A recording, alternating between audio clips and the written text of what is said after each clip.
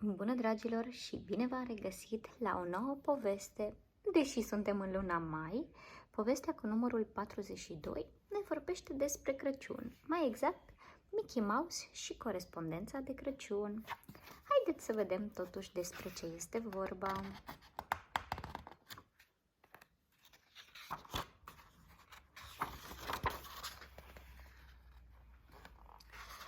Toată lumea îl cunoaște și îl îndrăgește pe Mickey Mouse și, de asemenea, toată lumea știe că poți conta pe el să te ajute atunci când ai nevoie.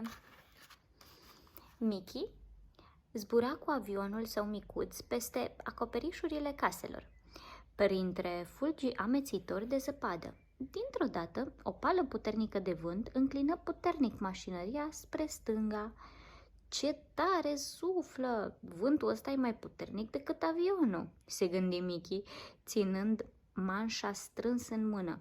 Nu crezuse că avea să petreacă ajunul Crăciunului departe de casă, în mijlocul unei furtuni de zăpadă. Avea planuri complet diferite pentru această seară specială. Îi invitase la el pe Minnie Mouse și pe cei doi nepoți ai lui, Morty și Ferdy. Aveau să agațe ciorăpei de șemineu, iar dimineața aveau să găsească în ei niște cadouri foarte frumos ambalate și aveau să mai citească și colindul de Crăciun al lui Charles Dickens și să se ducă de vreme la culcare.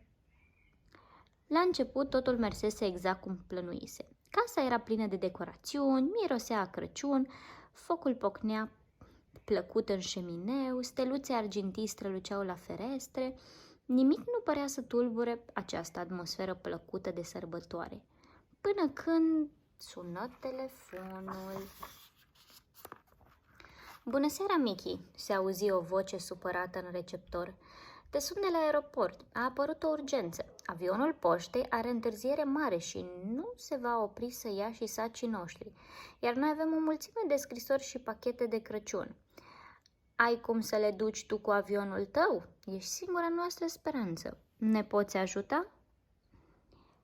Firește, răspunse Mickey gândindu-se la toți băieții și fetițele, mămicile și tăticii, bunicile și bunicii, mătușile și unchii, prieteni mai apropiați sau mai îndepărtați, care așteptau scrisorile de Crăciun.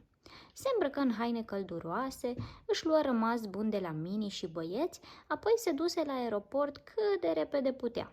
Acolo îndesă în avionul său micuț toți sacii mari și plini. Iar acum alunecă sus, pe deasupra munților, în avionul zguduit de curenți și vânduri înghețate. Ce viscol! Mickey încercă să pornească radioul, dar fără succes. Acesta rămase tăcut. Șterse geamurile cu mâna, dar oriunde se uita, vedea numai alb. Era înconjurat din toate părțile de vârtejuri de zăpadă. Probabil că am deviat de la traseu. Nu văd lumini jos. Pe unde-i fi? Se gândi Mickey alarmat.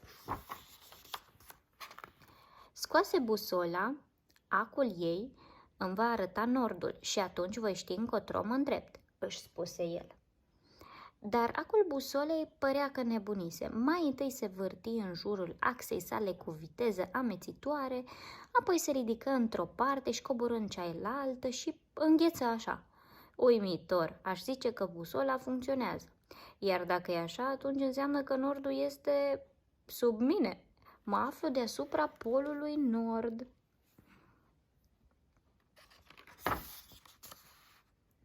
Dintr-o dată vântul se opri. Milioane de fulgi de zăpadă zburau acum în jurul ferestrelor avionului. Mickey văzu o întindere netă de dedesubt, luminată de două șiruri de luminițe care străluceau ca stelele pe cer. Arată ca o pistă iluminată de aterizare pentru avioane. Ce bine! Pot ateriza! Era și momentul. Am cam rămas fără combustibil. Mickey răsuflă ușurat, coborâ avionul și ateriză ușurel pe un câmp moale acoperit de zăpadă. Înainte ca Mickey să apuce să deschidă ușa avionului, niște creaturi mici, îmbrăcate în blănuri groase, alergară afară dintr-o casă. Ținând felinare în mâini, se grăbiră pe potecă, ocolind troienele ca să le întâmpine pe musafir. Bine ai venit, călătorule necunoscut!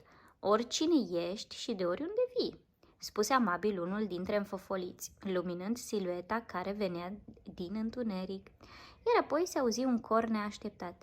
Hei, e Mickey Mouse, ca să vezi, ce surpriză, strigau omuleții toți în același timp. Mă cunoașteți? Serios? Ce e locul acesta? Și cine sunteți voi? Întrebă surprins Mickey. Cine suntem? Ce întrebare caragioasă, chicotiră micuții. Și pe când ceilalți se tăvăleau pe jos de râs, unul răspunse, suntem spiridușul lui Moș Crăciun. Iar aici, pe deal, este casa lui. Ai aterizat la polul nord. Spiridușii îl luară pe Mickey de mâini și îl duseră prin zăpada care scârția sub picioare direct la casa lui Moș Crăciun. Doamna Crăciun aștepta în prag. Ah, ce surpriză plăcută! Vino înăuntru, Mickey, și încălzește-te lângă foc. Îți aduc acum lapte cald și prăjituri, spuse ea, invitându-l să intre cu un gest primitor. Mulțumesc foarte mult, zise Mickey politicos. Mă bucur să mă pot odihni aici, dar nu stau mult. Am multe scrisori și pachete de Crăciun de dus astăzi la destinație. O să pun niște combustibil și îmi continui zborul. Spiridușii făcură ochii mari de uimire. Combustibil? Nu avem așa ceva aici. Vai, și ce mă fac acum? Se arătă îngrijorat Mickey, gândindu-se la fetițele și băieței, mămicile și tăticii, bunicile și bunicii, mătușile și unchii, prietenii mai apropiați sau mai îndepărtați, care așteptau scrisorile de Crăciun. Ei, putem face totuși ceva, îl consolă doamna Crăciun pe Mickey. Băieți, aduceți sania veche a lui Moș Crăciun. Se întoarse ea spre spiriduși și anunțați-i perenii pensionari că îi așteaptă o călătorie. Se vor bucura cu siguranță. Spiridușii alergară iute afară și se întoarseră tocmai când Mickey îi mulțumea doamnei Crăciun pentru bunătățile cu care îl servise. Sania lui Moș Crăciun aștepta afară. Am mutat acolo toți sacii de poștă. Putem pleca, Mickey. Noi doi te vom însoți în această călătorie, anunță mândru unul dintre spiriduși. Ai avut noroc că ai ajuns la noi, Mickey. Anul acesta i-am făcut cadou lui Moș Crăciun o sanie nouă. Astăzi o folosește pentru prima dată, iar cea veche a rămas aici. Încă e bună, dar s-a zgâriat puțin vopseaua. Sporovăiau spiridușii ducându-l pe Mickey spre sanie. Să mergem, zise acesta, așezându-se comod în scaunul moale. Sania lui Moș Crăciun începu să se miște încet, apoi se desprinse de pământ.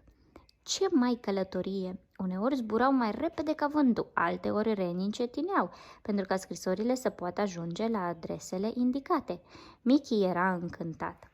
Înainte ca noaptea să se fi încheiat, toate scrisorile și pachetele ajunseră la adresele lor. Misiunea fusese îndeplinită. Fericit, Mickey le mulțumi spiridușilor și renilor pentru ajutor și își luă rămas bun de la ei în pragul casei sale. Vino la noi cu un zbor spre pol ca să-ți iei avionul și nu uita să aduci combustibil, strigarea spiridușii pornind pe drumul de întoarcere. Mickey mai rămase pentru un moment în fața casei, uitându-se cum sania lui Moș Crăciun aluneca printre stelele lucitoare. Așadar, dacă vreo scrisoare sau vreun pachet de Crăciun a ajuns la voi pe hornul casei, pe o fereastră deschisă sau pe vreo ușă lăsată întredeschisă, atunci sigur știți cine a lăsat-o acolo. Dragilor, sper mult de tot că v-a plăcut și această povestioară, chiar dacă, așa cum spuneam, nu este sezonul de iarnă acum, cred că o poveste de Crăciun este binevenită oricând. Vă pup cu drag și ne revedem data viitoare. Pa, pa!